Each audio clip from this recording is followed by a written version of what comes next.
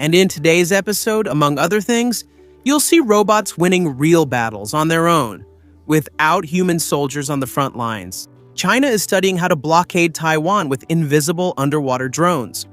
Google's new artificial intelligence can now give real brains to robots, a suit capable of moving human muscles and teaching its wearer new physical skills. On top of all that, of course, we'll also have humanoid machines that have already outperformed humans in a half marathon over in China. Let's get into all that and a few more things about these new technologies.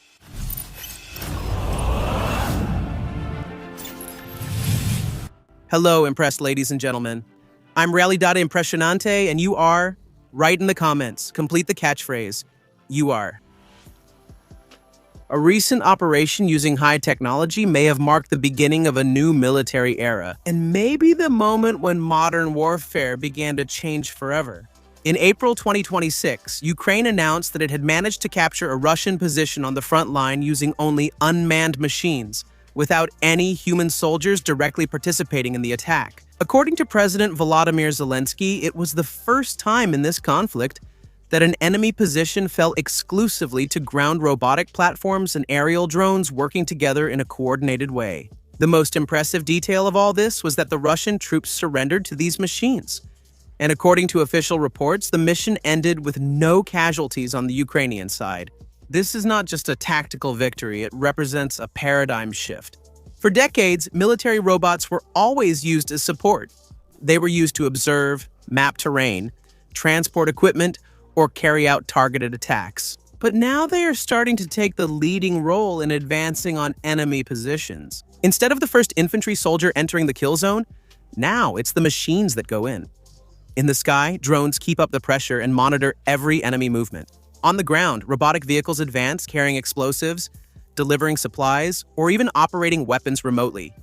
And this is happening on an increasingly larger scale. Just in the first months of 2026, Ukraine reported that these systems carried out more than 22,000 missions, accelerating a transformation that few imagined they would see so soon on the battlefield. But perhaps the most disturbing aspect of this whole story is the psychological one.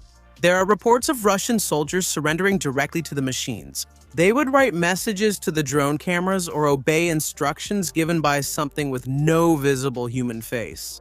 Yeah, my friends, facing a human enemy is one thing, okay? But facing something that doesn't feel fear, doesn't hesitate, doesn't get tired, and keeps advancing? That's a whole different story, a completely different one. And this might be just the beginning.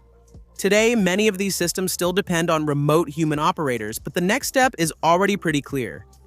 Robots that are increasingly autonomous, capazes de navegar sozinhos, to identify threats and continue missions, even without contact with their human controllers. And if or when this becomes established, the traditional concept of battle could collapse.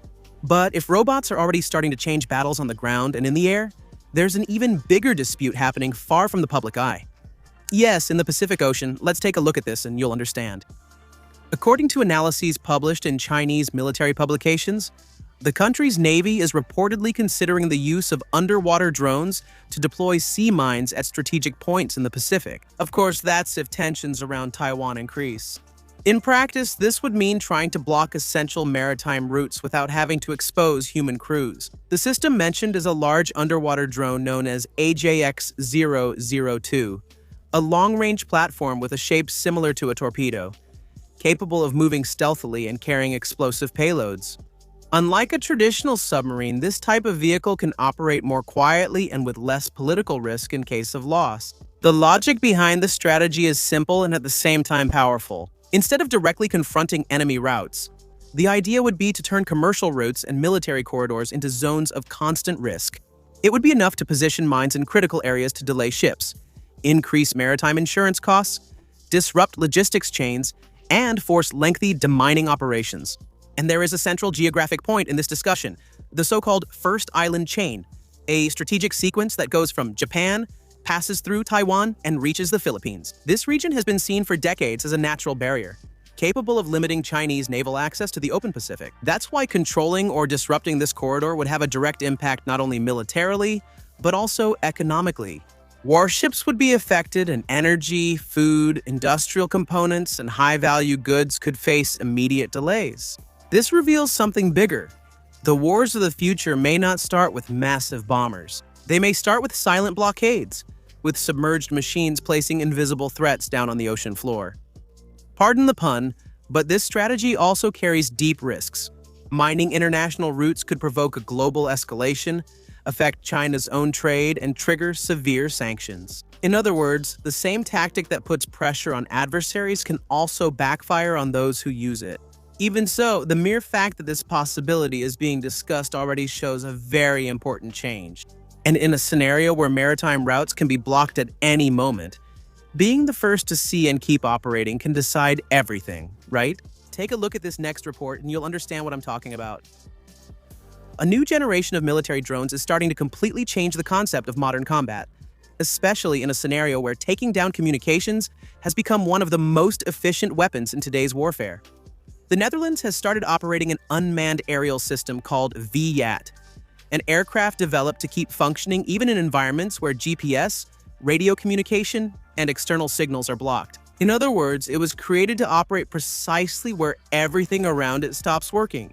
The VBAT was developed by Shield AI and brings together features that make this type of system extremely valuable in modern missions. It can take off and land vertically, like a helicopter does, eliminating the need for runways or complex structures, and then it switches to horizontal flight like a conventional aircraft, gaining speed, range, and efficiency. This means it can be launched from ships, rooftops, small clearings, or any limited space, which is essential in real operations where time and mobility are crucial. The key point is the environment it was designed for. Today, one of the main military strategies consists of blinding the enemy by blocking GPS, jamming signals, and disrupting communications. When that happens, many modern systems simply stop working. And this drone was created precisely to operate in that kind of scenario. During tests in Northern Europe, operating in regions near the Arctic, the system demonstrated the ability to fly in strong winds, sub-zero temperatures, and even in areas with geophysical anomalies that usually affect electronic navigation. Even under those conditions, it was able to transmit real-time images and enhance the situational awareness of the vessel operating it. In practice, this allows it to identify objects at sea, explore safer routes, locate threats, and drastically expand the visual range of naval forces. And there's another strategic detail in all of this. This type of drone doesn't need to operate alone. It can operate in coordinated groups, allowing a single human operator to control multiple units at the same time, thus creating intelligent swarms capable of covering large areas or saturating enemy defenses. But war, my friends, is just part of this big picture. The great technologies historically have emerged through these conflicts, and history tends to repeat itself, okay? It's already changing regular machines. Let's see now. When we talk about modern robotics, one of the biggest limitations has never been strength, speed, or hardware. Actually, it's been understanding, because building a machine capable of moving is no longer a challenge. Not in today's modern world.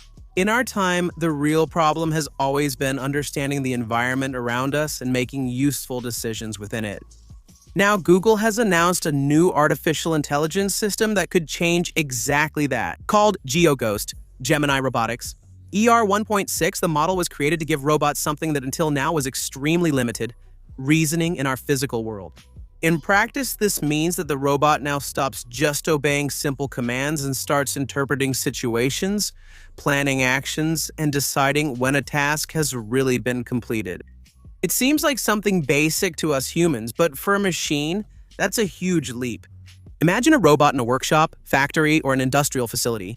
Before, it could follow programmed steps, repeating predefined movements that were made by humans. Now it starts to understand if a part is in the right place, if something is blocking the way, if an object has been removed, or if the task needs to be redone. And the system goes further. It can also combine multiple cameras at the same time to form a much more complete view of the environment. This allows the robot to understand messy spaces, partially hidden objects, or constantly changing scenarios. In other words, my friend, it starts to see everything as one integrated system. It basically starts to see the way a human being does. But maybe its most symbolic feature is something else. The new model can read real instruments: manometers, digital panels, analog indicators, industrial meters. In other words, the robot can now interpret physical signals from our world. And it does this without relying on interfaces created exclusively for them. This brings these machines closer to real-world operations. In partnership with Boston Dynamics, the technology is also being tested on robot dogs like Spot. And this one, as we well know, has already been used for some time in technical inspections in complex environments. Published tests show reading these instruments is now much more accurate than in previous generations. But there's still a very important detail in all of this. Google stated that this is also the safest robotic system they've ever developed, with enhanced capability to detect risks and follow physical safety limits. And when robots start to understand our world, the next natural step might be something even more surprising: using AI to improve the human body itself. A new technology presented by researchers from the United States really seems like something out of science fiction, but it's already being tested in laboratories. A smart suit, capable of teaching physical movements by directly controlling the user's muscles, and all of this in real time. Instead of learning by watching videos, attending classes with teachers, reading instructions, or repeating attempts, the idea here is different. Your own body is guided to perform the correct movement. Researchers at the University of Chicago developed the system, combining multiple technology layers simultaneously. Smart glasses with integrated cameras, motion sensors, an advanced artificial intelligence model, and a suit equipped with electrodes capable of stimulating specific muscles. The basis of this technology is electrical muscle stimulation, known as EMS, a technique that has already been used for several years in physical therapy and rehabilitation. Small electrical pulses activate muscles in a controlled way, causing real movements. The difference here is that now, the one deciding these movements is not a fixed program, but an artificial intelligence that interprets the environment and reacts to the context. Imagine approaching a machine you've never seen before in your life and simply saying, "Help me use this." The artificial intelligence system observes the object in front of you, identifies the type of mechanism, and starts guiding your fingers, wrist, arm, your posture, all of that to perform the correct sequence. The creators said they included an anatomical safety layer between the artificial intelligence and the human body. At least there's that, right? If the system tries to perform something impossible or dangerous, like forcing a joint beyond its natural limit, the commands are automatically redistributed to prevent injuries. And the potential applications are huge. In rehabilitation, patients could practice proper exercises at home with guidance from artificial intelligence alone. In industry, human workers, if they still have jobs for that, could learn to use new machines much faster and with less risk of accidents. For blind or visually impaired people, the suit could precisely guide movements within unfamiliar environments. But this kind of technology also brings inevitable questions. Because a suit capable of moving your body to help you and being guided or controlled by artificial intelligence is also a suit that, in theory, could be hacked or misused. But it's not just humans who are evolving with technology, okay? Machines are also advancing very quickly, physically, at speeds and distances that are quite impressive. And what seemed impossible a few years ago has just happened before the whole world. For the first time, humanoid robots have officially surpassed the human record in a half marathon, marking a new path in the evolution of machines. The achievement took place on April 19th, 2026, during the second edition of the Humanoid Robot Half Marathon in Beijing, held in the Yuzhihang Technology Zone, one of China's main innovation centers. Machines ran the same 21 kilometers as a traditional half marathon with humans. But one of these machines made history. The winning robot, called Light Knight, completed the race in just 50 minutes and 26 seconds. This means that it's a better time than the world record for a human at that distance, which was 57 minutes and 20 seconds. In other words, a machine ran faster than any human on record in this race. E isso muda muita coisa. For years, the big challenge in humanoid robotics was, quite simply, walking without falling. Then came running short distances. And now we're talking about endurance, balance, sustained speed, and autonomous decision-making for more than 20 kilometers. The most impressive detail I just mentioned? The robot ran autonomously, without direct human control throughout the entire course. In other words, it's not just about powerful motors. There's embedded intelligence managing the pace, stability, direction, and real-time adaptation. Other models also caught attention. The Tiangong Ultra, for example, winner of the previous edition, completed the course in 1 hour and 15 minutes without any human intervention, and was praised for having the running style closest to a human being. Meanwhile, the famous Unitree Robotics took advantage of the event to showcase the raw speed of its H1 model, further intensifying the technological race among Chinese manufacturers. But perhaps the most important and symbolic point lies beyond the race itself. These events are not just spectacles, but they serve as extreme engineering tests. If a robot can run for 21 kilometers without failing, that means advances in motors, batteries, cooling, joints, software, and durability. All of this needs to be applied later in factories, logistics, rescues in dangerous environments, and situations like those. The marathon, in the end, is a public laboratory, and the result shows something increasingly clear. The machines are not just learning to imitate human movements.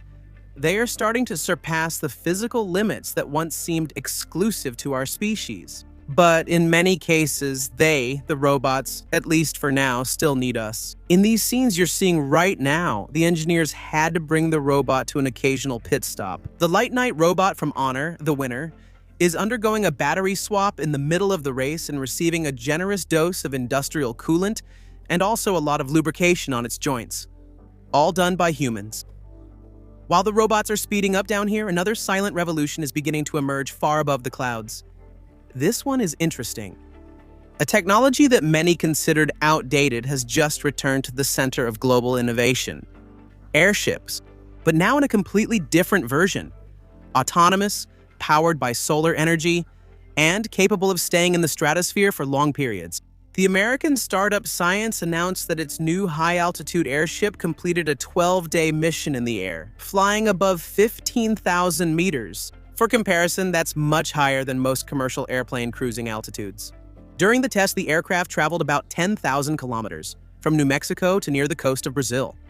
But the most impressive thing wasn't the distance, it was the endurance. Because this type of platform wasn't created to travel fast, it was made to stay, to remain stationary, parked up there in the sky. The SE2 model is about 82 meters long and uses solar panels on the top to generate energy during the day. This energy recharges advanced lithium-sulfur batteries that keep the system running during the night. With this, the airship can operate continuously for days and in the future, possibly for months or even several years. This opens up enormous possibilities. According to the company, the main goal is to turn the stratosphere into a new layer of infrastructure. Another impressive detail is the precision. During part of the test, the airship was able to hold its position almost perfectly still in the sky, with a margin of error of only about 1 kilometer, and this turns it into something between a satellite and an aerial telecommunications tower.